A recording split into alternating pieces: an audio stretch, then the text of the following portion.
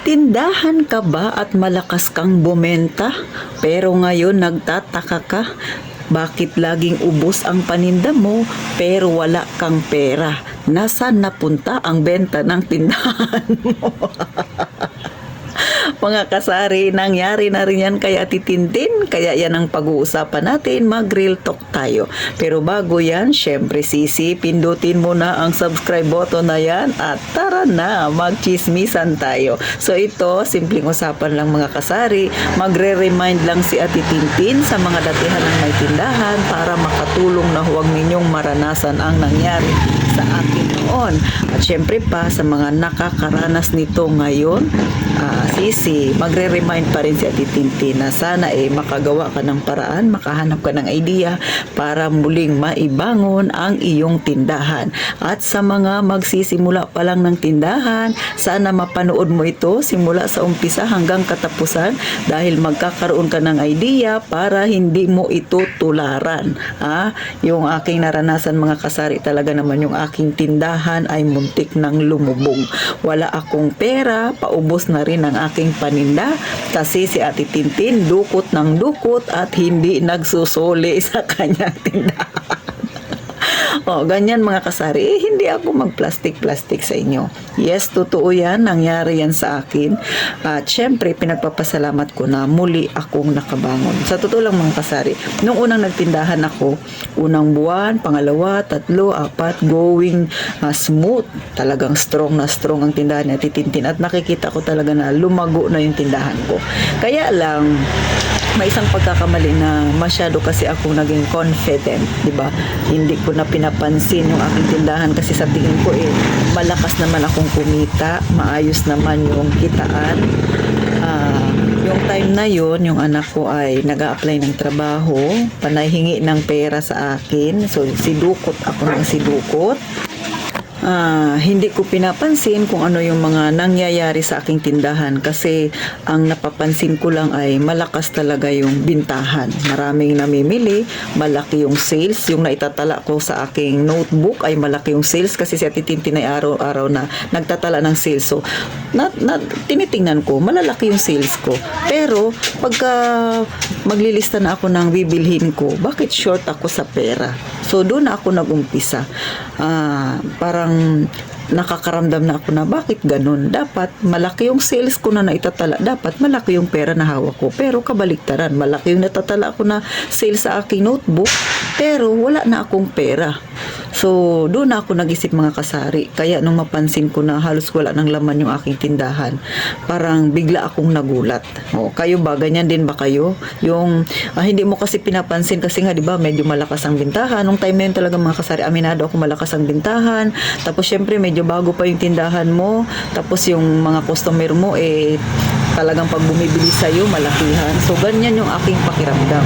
Pero, nung unti-unti nang nauubos yung aking paninda, doon ko na naramdaman. Kasi, nag-uumpisa na akong makita pa lang sa soft drinks Dati, medyo marami akong soft drinks. Nung napansin ko, parang unti-unti nauubos yung paninda ko. Hindi ko na makita kung nasaan na yung soft drinks. Tapos, pag bumibili ako, napapansin ko dati, per case ako bumili. Ngayon, nagtitingi-tingi na lang ako. Yes, totoo yan. Nangyari yan sa akin mga sisi.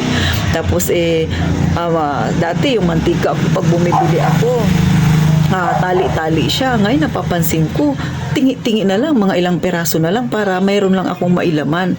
So napaisip si Ate Tintin, ano na ba ang nangyari sa aking tindahan? Kumusta na ba? Bakit nagkaganon? Kasi nga, nag-iisip ako lagi na pag dumudukot ako ng pera at binibigay ko dun sa anak ko, sinasabi ko na bukas, mapapalitan din yun kasi kikita ako. Pero hindi ko napansin yung pera pala ng aking tindahan ay nagiging personal ko na pera. So ang nangyayari, naubos na yung personal kong pera, ubos din yung pera ko na pang tindahan. So wala nang napuntahan. So nagmuni-muni si Ate Tintin. Ganyan mga kasari, kasi nga inisip ko ano na ba ang gagawin ko. Kasi ng mga panahon na yun mga kasari, si Ate Tintin, maliban sa yung anak ko ay hingi sa akin ng pera para gamitin niya sa pag-apply, si Ate Tintin masipag din. Masipag mag-order sa online, sa Shopee at Lazada. Kaya sa sobrang sipag ni Ate Tintin, naubos ang pera ko na para sa aking negosyo. Kaya wag mong tutularan si Ate Tintin na masipag sa online shopping kasi hindi maganda, sisi. So yun naman ay inaalala ko na lang mga kasari kasi ilang taon na rin ang nakakalipas. Kumbaga sa akin, sinishare ko itong aking naging experience para hindi ninyo gayahin, para hindi rin kayo dumating sa point na yun na magigising ka na lang isang araw, wala ka ng paninda, wala ka ng pambili, wala ka pang ipon, at higit sa lahat, ang paninda mo paubos na. Saan ka kukuha ng pampuhunan, no? So, buti na lang si Ate Tintin ay nung mga panahong nagtatrabaho pa ako, mahilig din akong mag-ipon ng alahas. So, yung alahas yung nagsagip sa akin. Nakasurvive ako doon kasi nagsanla ako ng aking alahas. Tapos, yun yung pinanlaman ko ulit sa tindahan. So, tinatak ko sa isip ko, nilagay ko sa isip ko na itong sinanla ko dapat tubusin ko at dapat yung tindahan ko ay mabuhay na muli. Ganon mga kasari.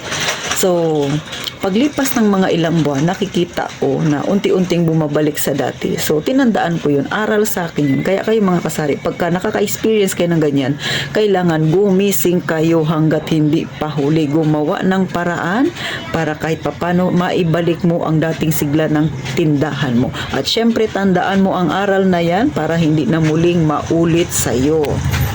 So, sa ngayon, pinagpapasalamat ko naman mga kasari kasi ilang taon na rin na nakakalipas na yun pero hindi ko nakakalimutan yung aral na iniwan sa akin ng ginawa ko na yun. Masyado akong nagkumpiyansa talaga mga kasari, ha?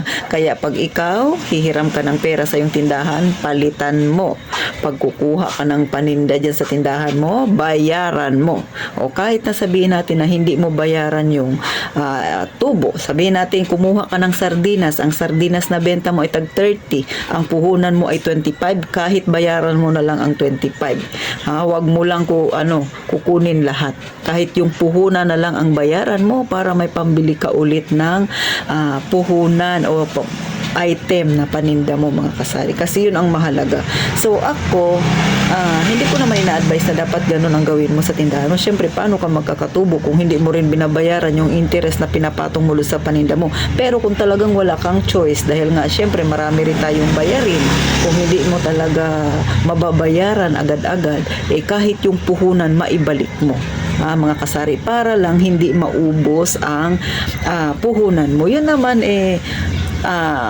kumbaga pag wala ka na lang choice, mga kasari, kung talagang hindi mo maibalik yung nakuha mo doon sa yung tindahan na kasi siyempre lalo na yung mga pamilyadong tao diyan, mga anak mahilig magdudukot, so ibalik mo yung puhunan kahit hindi yung interest. Ang mahalaga nakapagbalik ka sa yung tindahan. At siyempre pa, tandaan mo rin na hindi palaging dapat ganun kasi yung tindahan natin makakatulong lang yan sa atin kung ikaw mismo tinulungan mo rin siya para lumago. So kapag malago na ang tindahan, tutulungan ka rin yan para kahit papano gumanda-ganda ang takbo ng buhay mo.